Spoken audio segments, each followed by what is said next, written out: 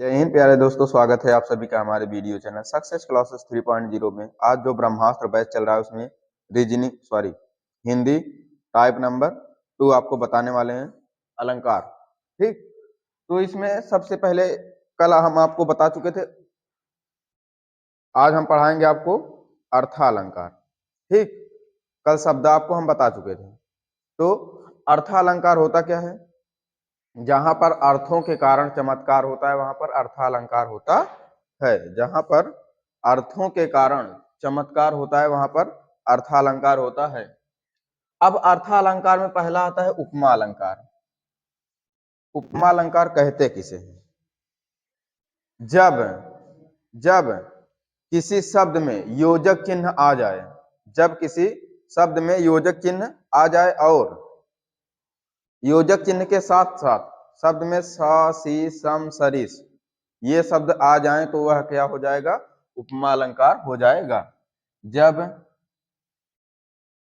जब शब्द में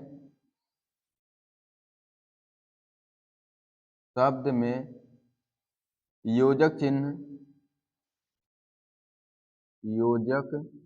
चिन्ह चिन्ह आए आए और उसके साथ साथ उसके साथ साथ साथ साथ शब्द में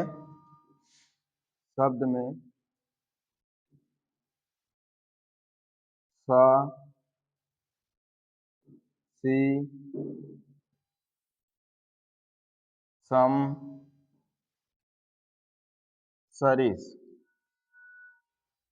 सा सी सम सरिस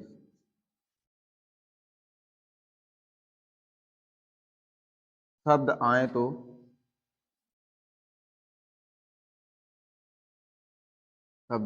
तो वह उपमा अलंकार होगा। उपमा अलंकार होगा। उपमा अलंकार होगा। तो उपमा अलंकार क्या होता है? जब शब्द में योजक चिन्ह आए और उसके साथ साथ शब्द में सा सी सम सरिस ये सभी शब्द आ जाएं तो वह उपमा अलंकार होगा। जैसे सागर सा, जैसे सागर सा, सागर सा गंभीर हृदय हो, गंभीर हृदय हो। सागर सा गंभीर हृदय हो। ठीक, तो दूसरा क्या हो जाएगा? गिर सा ऊंचा जिसका मन हो, गिर सा ऊंचा ऊंचा जिसका मन हो, जिसका मन हो। सागर सा गंभीर हृदय हो, देखिए इसमें योजक चिन्ह भी आया है और उसके साथ साथ सा सी समसरित अर्थात यहाँ पर सा आया है, तो ये क्या हो जाएगा? उपमा अलंकार हो जाएगा। और यहाँ पर भी देख लीजिए, यहाँ पर योजक चिन्ह भी आया है और यहाँ पर सा भी आया है, तो यह क्या हो जाएगा? उपमा अलंकार हो जाएगा। ठीक है, तो अब हम अगले की बात करें तो रूपक अलंकार होता है। तो अब जानेंगे रूपक अलंकार क्या होता है। ठीक, तो देखिए रूपक अलंकार और उपमा अलंकार में थोड़ा सा अंतर है।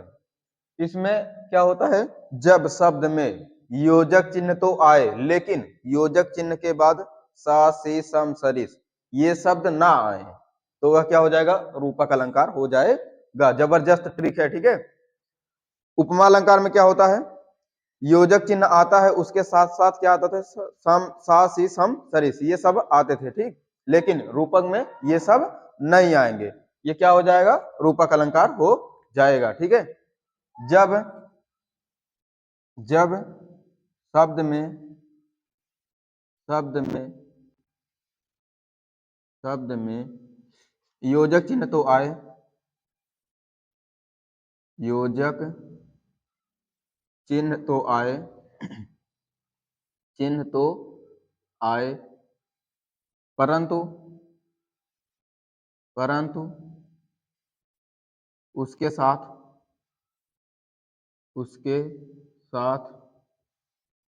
सा सी सम सरिस, सा सी सम सरिस ये सभी शब्द नहीं आए तो ये सभी शब्द ना आए तो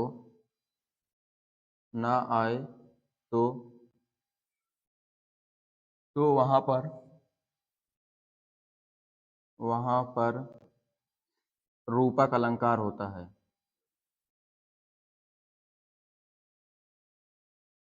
रूपक अलंकार होता है।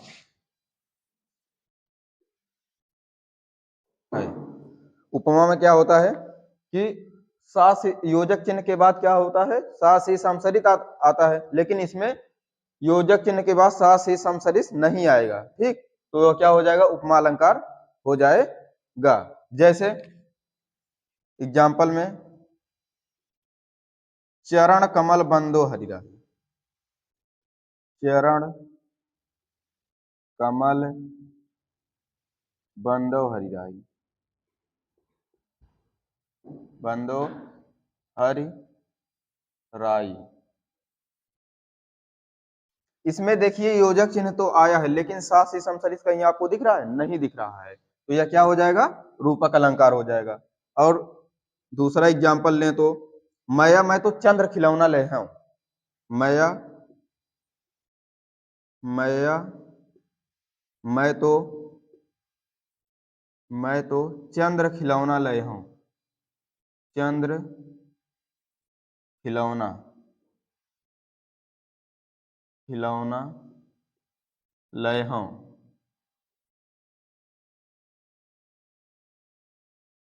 ले हूं।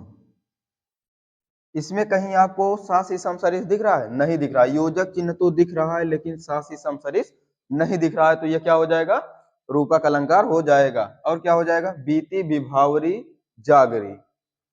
तीसरा एग्जाम्पल लें तो बीती विभावरी विभावरी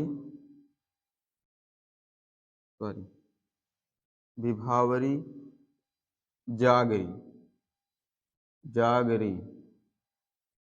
ठीक, इसमें कहीं आपको दिख रहा है सा से समसरित, नहीं दिख रहा है, सिर्फ योजक चिन्ह दिख रहा है बस। ठीक, तो ये क्या हो जाएगा, रूपक अलंकार हो जाएगा। ठीक है, तो अब जानेंगे कि उत्प्रेक्षा अलंकार क्या होता है।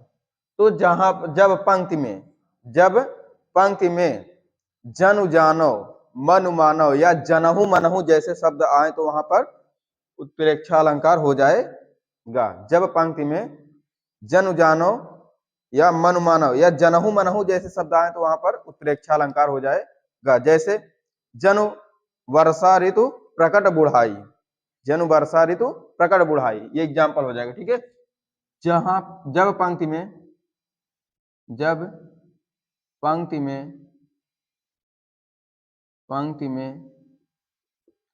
जनु जनु जानो जानो मनु मनु मानो या जनहु मनहु या जनहु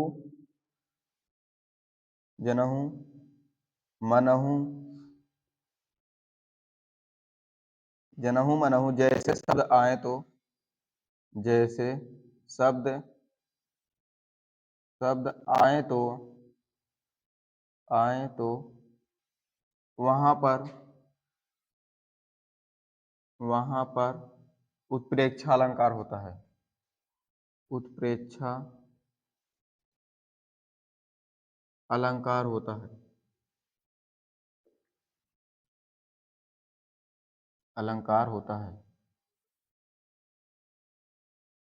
होता है। ठीक। जब पंक्ति में जनु जानो या जनहु मनहु जैसे शब्द आए या मनु मानव शब्द आए तो क्या हो जाएगा, उत्प्रेक्षा अलंकार हो जाएगा। एग्जाम्पल में, एग्जाम्पल, जनु वर्षा ऋतु प्रकट बुढ़ाई, जनु वर्षा ऋतु, ऋतु प्रकट बुढ़ाई, प्रकट बुढ़ाई। ठीक। इसमें देखिए जनु शब्द आया है ना, तो इसमें यही बताया गया है कि जनु जानो, मनु मानव या जनहु मनहु जैसे शब्द आए तो वह क्या हो जाएगा, उत्प्रेक्षा अलंकार के अंतर्गत आएगा। तो यहाँ पर जनु आया है और यहाँ पर जनु बोला गया। ठीक। तो जनु वर्षा ऋतु कहा जाए कि जन वर्षा ऋतु प्रकट बुढ़ाई तो तुरंत आप मार दीजिए उत्प्रेक्षा अलंकार। ठीक है। देखिए अब जानेंगे कि अतिशयोक्ति अलंकार क्या होता है। अतिशयोक्ति अलंकार क्या होता है, जहां पर किसी स्थिति को बढ़ा चढ़ाकर वर्णन किया जाए, जहां पर किसी स्थिति या गुण का बढ़ा चढ़ाकर वर्णन किया जाए वहां पर अतिशयोक्ति अलंकार हो जाएगा। जैसे आगे नदियां पड़ी अपार, घोड़ा कैसे उतरे पार, राणा ने जब तक सोचा इस पार तब तक चेतक था उस पार। और क्या हो जाएगा, बालों को खोलकर मत चला करो दिन में रास्ता भूल जाएगा सूरज। ठीक। तो इसको जानेंगे।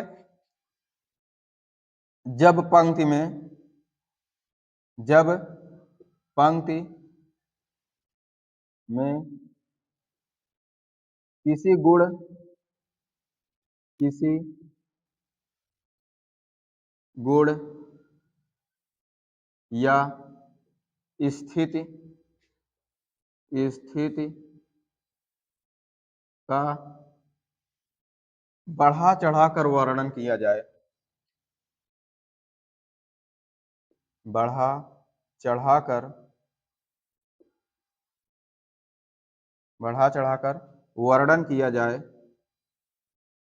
वर्णन किया जाए, किया जाए वहां पर अतिशयोक्ति अलंकार होता है, अतिशयोक्ति अलंकार होता है,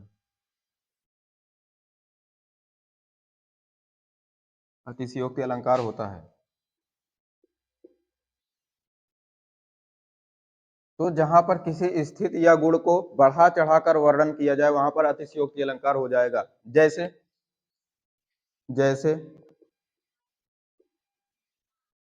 बालों को खोलकर मत चला करो, बालों को खोलकर,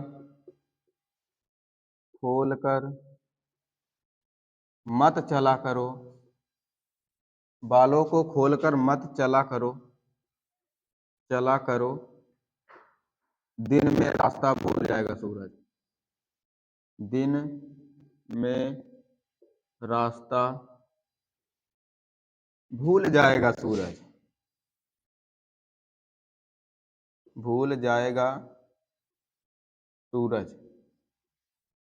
सूरज।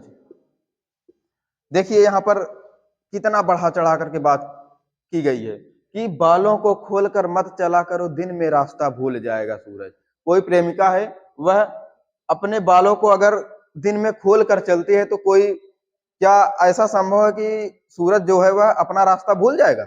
ऐसा संभव है? नहीं है। यहाँ पर कितनी चढ़ा बढ़ा करके बात की गई है कि बालों को खोलकर मत चला करो दिन में रास्ता भूल जाएगा सूरज। ठीक है।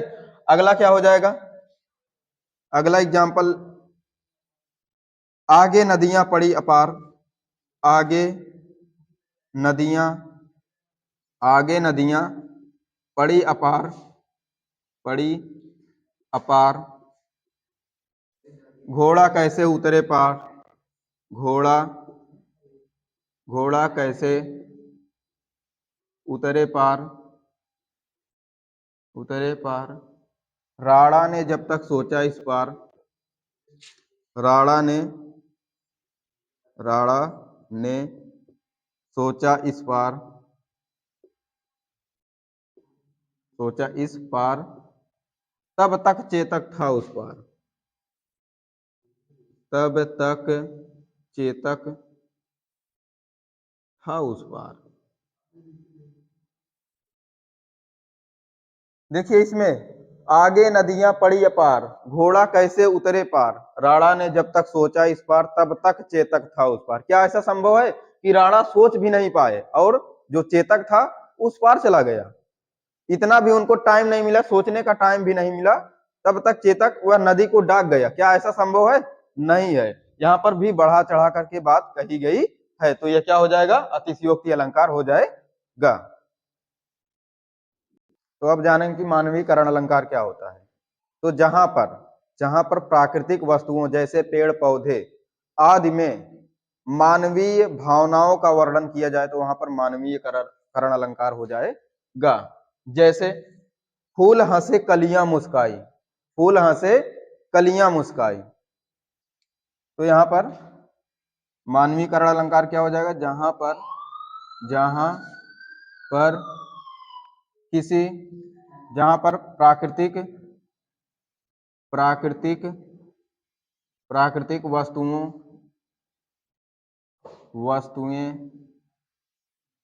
वस्तुएं जैसे जैसे जैसे पेड़ पौधे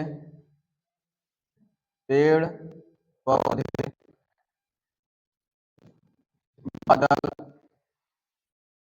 पेड़ पौधे बादल आदि में आदि में आदि में मानवीय भावनाओं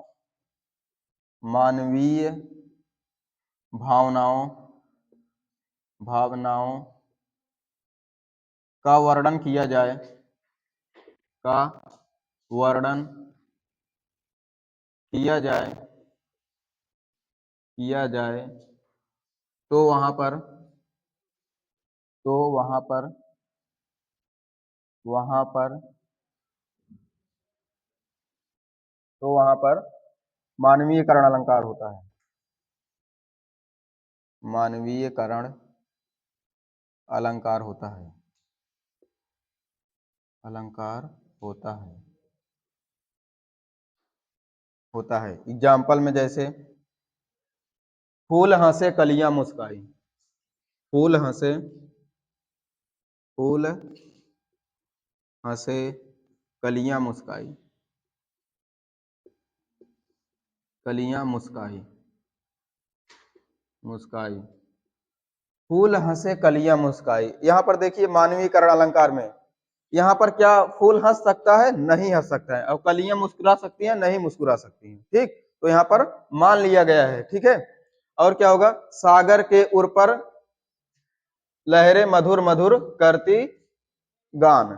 ठीक, क्या सागर के तट पर जो लहरें होती हैं वह वास्तव में गा सकती हैं? नहीं गा सकती हैं। ठीक, तो उसको मान लिया गया है, यही मानवीकरण अलंकार होता है। तो अगर आपको वीडियो पसंद आई है तो लाइक करिए, सब्सक्राइब करिए। मिलते हैं अगले वीडियो में। जय हिंद, जय भारत।